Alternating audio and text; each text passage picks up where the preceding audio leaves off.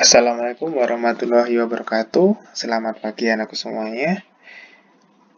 Apa kabar kalian hari ini? Semoga Allah senantiasa memberikan kita kesehatan dan semoga kalian di rumah juga tetap semangat untuk belajar. Nah, kemarin kita sudah belajar mengenai beberapa lapisan yang ada di bumi, yaitu yang kemarin sudah kita belajar di lapisan atmosfer dan lapisan litosfer. Dan sekarang yang terakhir adalah lapisan hidrosfer. Tolong untuk kali ini kalian harus menyimak materi dengan baik karena memang ada beberapa materi yang tidak ada di buku maupun di LKS-nya.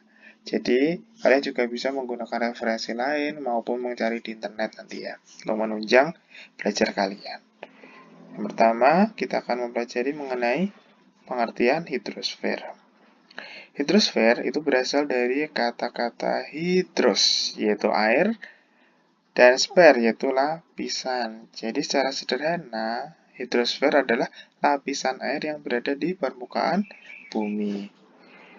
Nah, jadi bentuk hidrosfer yang ada di permukaan bumi itu apa saja? Yang pertama bentuknya dalam berupa perairan laut. Ya, perairan yang berada di laut. Berupa apa saja? Bisa berupa laut, bisa berupa samudra, bisa berupa pantai, selat, teluk, dan sebagainya ya. Kemudian yang kedua adalah berupa perairan darat. Jadi perairan yang berada di daratan. Nah, contohnya apa? Ada danau, kemudian rawa, kemudian sungai, air tanah, telaga, dan sebagainya. Kemudian yang ketiga adalah berupa uap air. Nah, uap air nanti akan menuju ke atmosfer. Kemudian yang keempat adalah gletser atau salju. Jadi gletser sendiri adalah salju yang membeku. Kemudian, hidrosfer memiliki peranan yang sangat krusial atau sangat penting dalam kehidupan di muka bumi ini. Karena banyak organisme yang tidak dapat hidup tanpa adanya air. Nah, contohnya aja manusia. Manusia itu sangat membutuhkan air. Untuk apa saja tuh? Bisa untuk minum, bisa untuk memasak, bisa untuk mencuci, kemudian untuk mandi, dan banyak lagi yang bisa dimanfaatkan dari air. Kemudian hewan dan tumbuhan pun juga demikian, membutuhkan air untuk minum, kemudian tumbuhan membutuhkan air untuk tumbuh. Nah, ya. Untung saja, air merupakan salah satu sumber daya alam yang dapat diperbarui. Jadi Allah itu maha baik ya. Air itu mudah didapatkan, kemudian jumlahnya juga melimpah, dapat diusahakan kembali. Karena memang mayoritas komponen di permukaan bumi itu adalah berupa air. Jadi komposisi air di bumi itu adalah 70% ya. 70% itu bumi itu adalah berupa air, tertutup air. Ya, permukaan bumi ini ya. Nah, dari 70% itu, 97%-nya itu adalah berupa air asin, air yang berada di lautan. Dan hanya 3% saja yang berupa air tawar. Jadi hanya 3% inilah yang nanti yang bisa kita manfaatkan. Karena berupa air tawar. Karena 97% berupa air asin. Ya. Yang jarang kita manfaatkan. Kalau yang air tawar kan sehari-hari akan kita manfaatkan. Kemudian dari 3% ini masih kita bagi lagi menjadi 2%-nya adalah berupa air tawar dalam bentuk es. Kemudian 0,9%-nya adalah air tawar sebagai air tanah. Kemudian 0,09%-nya adalah air tawar sebagai danau, sungai, rawa, dan uap air di atmosfer. Jadi, kita sebagai manusia harus bijak dalam menggunakan air karena walaupun bumi itu memang mayoritas tertutup oleh air, tapi hanya 3% saja yang bisa kita manfaatkan. Dan kita harus menghemat agar air itu selalu tersedia. Ya. Nah, mengapa kok air itu jumlahnya terbatas dan selalu tersedia di bumi? Nah, karena jumlah air di muka bumi itu selalu stabil dan tidak dapat habis. Itu karena apa? Karena adanya siklus air atau disebut juga siklus hidrologi. Ya. Jadi siklus hidrologi itu apa? Siklus hidrologi adalah proses daur ulang air secara terus-menerus dari bumi ke atmosfer dan kembali ke bumi. Jadi prosesnya adalah secara terus-menerus dari bumi kemudian ke atmosfer, ke udara itu, kemudian kembali lagi ke bumi. Nah, makanya kalau jumlah air di bumi selalu tersedia. Makanya disebut sebagai sumber daya alam yang bisa diperbarui. Alhamdulillah. Bagaimanakah proses dari siklus hidrologi ini? Nah, prosesnya secara sederhana bisa ditampilkan dalam gambar berikut ini ya. Jadi, untuk yang pertama prosesnya adalah panas matahari membuat air di laut atau danau atau sumber air di daratan yang lainnya itu menguap. Nah, ya.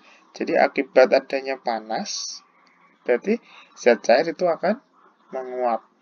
Ya, berarti dari cair berubah menjadi gas. Itu berarti disebut penguapan atau prosesnya adalah evaporasi ini ya. Nah, setelah menjadi uap air ini nanti akan mengembun. Uap air akan mengembun menjadi titik-titik air di atmosfer ini nanti. Jadi mengembun menjadi titik-titik air. Nah, kemudian proses ini, uap air berubah menjadi titik air disebut kondensasi ini nanti.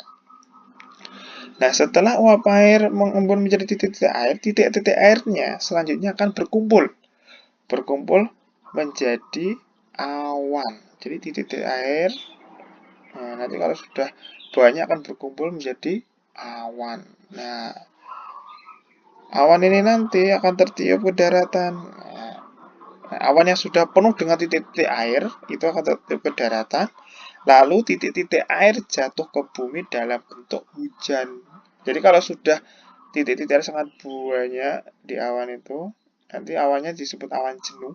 Jenuh itu adalah padat udara. Nanti akan terjadi hujan. Nah, prosesnya disebut presipitasi. Jadi proses terbentuknya hujan di sini adalah namanya presipitasi. Nah, kalau sudah hujan berarti kan airnya kembali ke daratan toh. Nah, kalau sudah ke daratan, air akan berusaha kembali ke laut.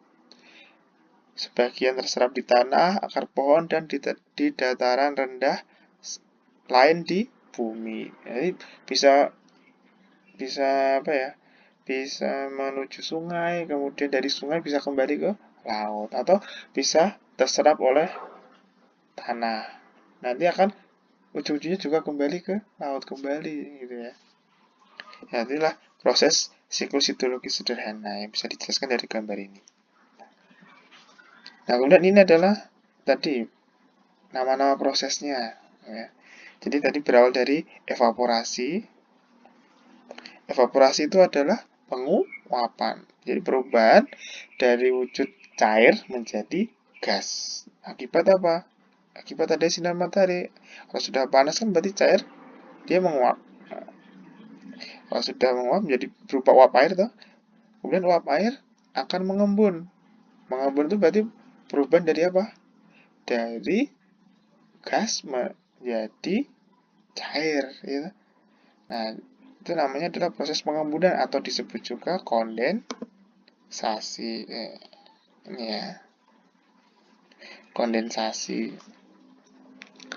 Nah, kemudian kalau sudah kondensasi ini, nanti titik-titik airnya akan berkumpul menjadi awan. Nah, awan ini kalau sudah penuh dengan titik-titik air, nanti akan turun hujan. Nah, turunnya hujan atau jatuhnya air ke permukaan bumi itu disebut presipitasi. Nanti ada juga jatuhnya air ke permukaan bumi itu bisa dalam dua bentuk. Yang pertama dalam bentuk hujan itu kan berupa air. Kemudian yang kedua adalah berupa salju. Ya. Berupa kristal es kan berarti salju. Ini nanti juga bisa. Kemudian kalau sudah berada di daratan, nanti akan terjadi apa? Infiltrasi. Infiltrasi itu apa tuh? Penyerapan air ke dalam tanah. Jadi ada air yang bisa langsung ke sungai, gitu. Nanti akan dilanjutkan ke laut. Ada juga yang masuk ke tanah dulu. Nanti kalau sudah masuk ke tanah, nanti juga bisa akan merambat ke laut. Nah, kembali lagi ke laut lagi.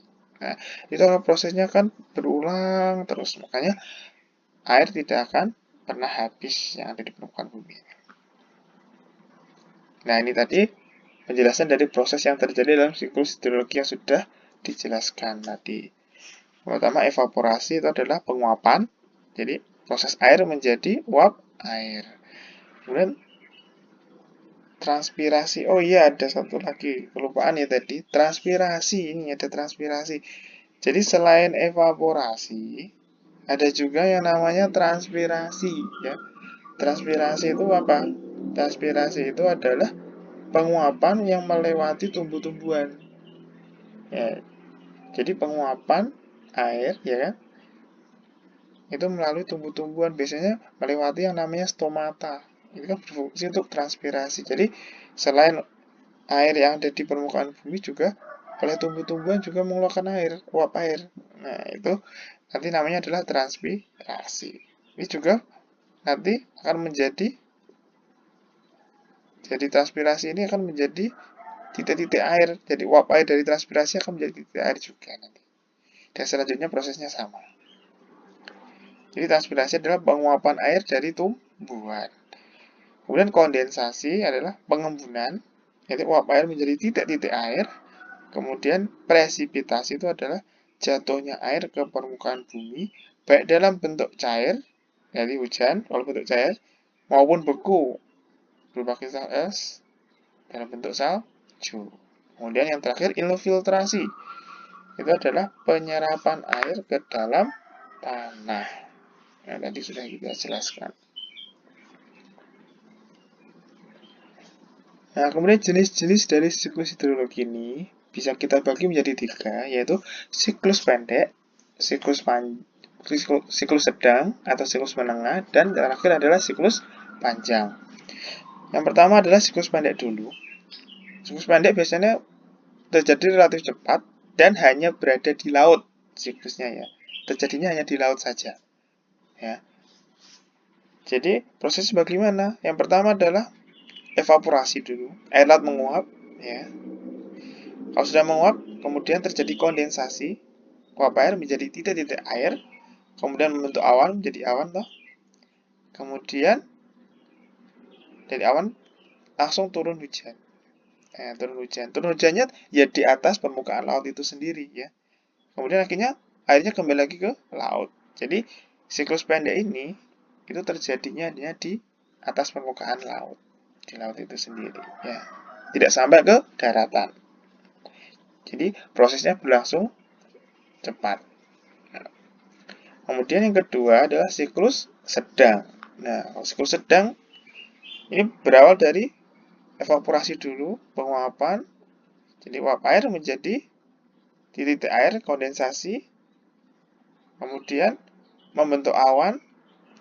Kemudian awan dibawa angin ke daratan. Ya. Kemudian hujan jatuh di daratan.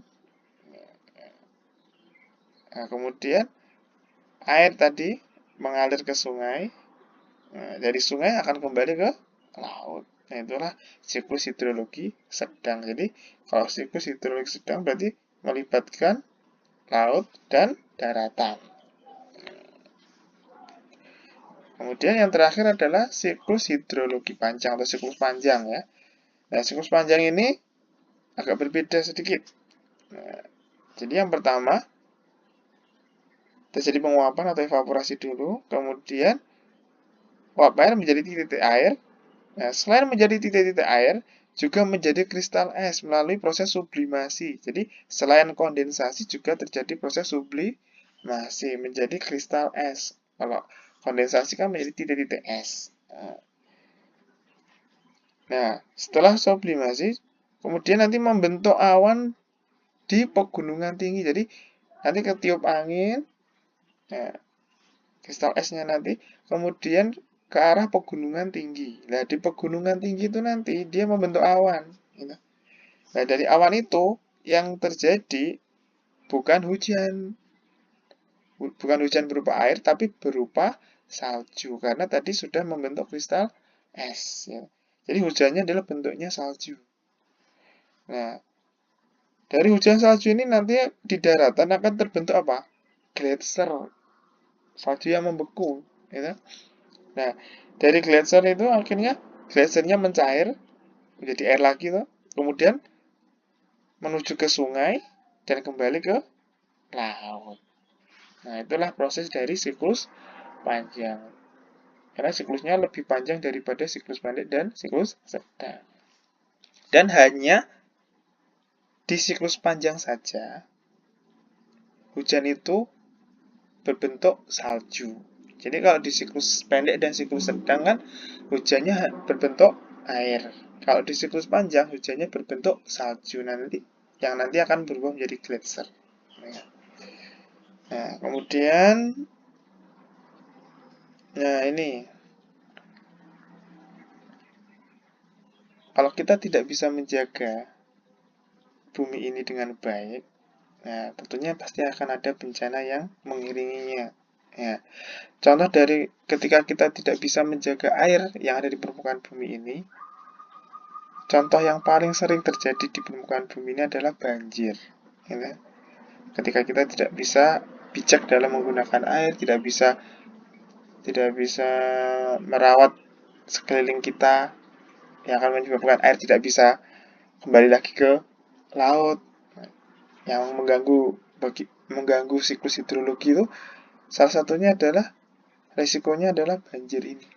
Ya, banjir kan sebenarnya kan disebabkan oleh terganggunya proses siklus hidrologi yang harusnya kembali lagi ke sungai, ya dari hujan itu ya, sungai kemudian sungai kembali ke laut tidak bisa karena apa?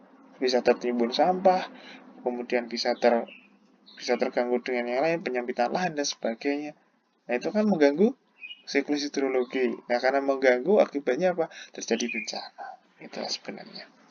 Nah, jadi banjir sendiri adalah peristiwa yang terjadi ketika aliran air yang berlebihan meluap ke daratan. Nah, apakah yang menyebabkan faktor penyebab banjir itu sendiri? Yang pertama adalah tingginya curah hujan. Tingginya curah hujan itu pasti bisa menyebabkan banjir jika saluran-saluran air yang ada di kota, kemudian yang ada di jalan-jalan itu tersumbat, itu pasti terjadi banjir.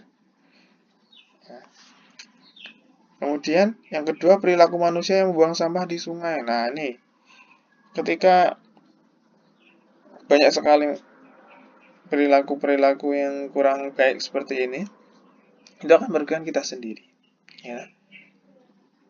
Sungai kan sebenarnya adalah jalur yang dilalui oleh air, bukan dilalui oleh sampah. Nah, kalau sudah dilalui oleh sampah, pasti ada sesuatu nanti yang mengganggu aliran air. Ketika mengganggu aliran air, pasti akan meluap toh air itu. Merasa terganggu, akhirnya dia tidak berjalan sesuai dengan aliran sungainya, tapi malah keluar dari polanya itu sendiri. Nah, itulah yang menyebabkan banjir. Kemudian yang ketiga, pendangkalan, penyempitan, dan penyumbatan aliran sungai. Dan ini sebenarnya disebabkan salah satunya oleh pembuangan sampah yang sembarangan di sungai. Kemudian pengelolaan lingkungan yang buruk. Jadi kalau lingkungannya tidak dijaga dengan baik, ya bisa terjadi banjir. Kemudian pohon-pohon ditebangi, kemudian sebagai salah satu yang menyimpan air kan pohon-pohon itu kan. Nah, itu kan kalau sudah ditebang nggak ada lagi yang menyimpan air toh. Nah, otomatis air akan mengikuti apa ya namanya? Mengikuti aliran sungai. Kemudian kalau tidak bisa tertampung berarti otomatis akan meluap itu kan. Nah, itulah 4 faktor utama yang menyebabkan banjir. Yang rata-rata memang yang menyebabkan banjir itu sendiri adalah perilaku manusia itu sendiri. Nah, dampak banjir. Yang jelas namanya dampak itu pasti akan negatif ujung-ujungnya ya. Yang pertama adalah menimbulkan kerugian bagi manusia seperti rumah rusak, jalan rusak, jembatan hancur, dan lain-lain. Jelas. Kemudian terjadi gagal panen bagi untuk para petani ya. Kemudian pada daerah pemukiman penduduk yang terkena banjir akan terjadi pencemaran air. Nah, pasti setelah banjir selesai pasti ada pencemaran air, ada pencemaran lingkungan juga yang lain. Nah, sehingga akan mudah menimbulkan penyakit. Nah, sekarang usaha untuk mencegah banjir itu bagaimana? Ya, berawal dari kesadaran masyarakat sendiri. Dimulai dari kita sendiri. Tidak usah apa ya, harus orang lain, tapi kita awali dari kita sendiri. Yang pertama adalah melakukan penghijauan dan penghutanan kembali hutan yang gundul untuk meningkatkan kapasitas resapan air. Jadi fungsinya tumbuhan kan untuk apa tuh? Untuk menyimpan air lah sebenarnya. Kalau sudah ditebangi berarti nggak ada yang menyimpan air lagi. Makanya air akan berusaha untuk mencari jalannya sendiri nanti ya. Kemudian membuat terasering pada lahan miring. Ya, biar apa? Biar air itu punya jalannya juga. Ya. Kemudian yang ketiga, membuat tanggul-tanggul di pinggir sungai untuk menahan luapan air sungai pada musim hujan. Jadi tanggul-tanggul itu dibuat jika nanti intensitas hujannya tinggi, nanti tidak sampai meluap ke pemukiman. Mengeruk sungai untuk menanggulangi pendangkalan sungai. Jadi harus ini rutin ya, minimal ya setahun sekali atau setengah tahun sekali untuk meminimalisasi jadinya banjir nanti. Kalau pendangkalan sungai otomatis nanti yang dilalui oleh air semakin naik. Membuat terusan saluran air. Ini saluran-saluran air diperbanyak agar jalannya air itu ada dan beledak. Membuat bendungan serbaguna. Nah, ini seperti untuk menampung dan memanfaatkan air sepanjang tahun. Seperti di Waduk Gajah Mungkur itu kan bendungan buatan itu ya. Akhirnya dimanfaatkan oleh warga Wonogiri untuk pengairan di sawah untuk sepanjang tahun. Lalu nomor 7, membuat kanal-kanal sungai, selokan-selokan. Nah, ini tadi sudah. Kemudian yang terakhir, meningkatkan kesadaran penduduk dalam upaya memelihara lingkungan hidup melalui pendidikan formal maupun non formal atau bahkan melalui media massa. Jadi semua itu berawal dari kita sendiri dan mulai saat ini. Jangan menunggu besok, jangan menunggu kalau banjir sudah terjadi baru sadar. Jadi mulai dari sekarang kita harus berlatih untuk sadar terhadap lingkungan hidup, ya, sadar untuk berperilaku yang bersih, ya, berperilaku yang cinta lingkungan. Ya. Nah, mungkin untuk materi transfer kali ini saya akhiri sampai di sini. Alhamdulillah untuk materi bab 5 untuk lapisan bumi ini sudah selesai. Artinya untuk minggu depan insya Allah kita akan adakan PH ya. Ya PH-nya ya apa yang sudah kita pelajari bersama, yang sudah kalian ikuti kuisnya juga, tidak jauh-jauh dari itu ya. Tolong dipelajari semuanya. Selamat untuk mengerjakan kuis setelah ini. Untuk gratis juga kalian mengerjakan kuisnya. Semoga apa yang Pak Arif sampaikan hari ini bisa bermanfaat untuk kalian. Dan tetap semangat belajar di rumah. Tolong tetap stay di rumah untuk waktu-waktu ini karena memang sangat berbahaya jika kalian keluar rumah kalau tidak ada kepentingan yang mendesak. Jadi kalau misalkan kalian keluar rumah juga disarankan menggunakan masker, hindari kerumunan, kemudian selalu jaga kebersihan tangan, ya. Kemudian yang penting adalah berdoa kepada Allah agar kita selalu diberi kesehatan dan dilindungi oleh Allah. Sekian, Assalamualaikum warahmatullahi wabarakatuh.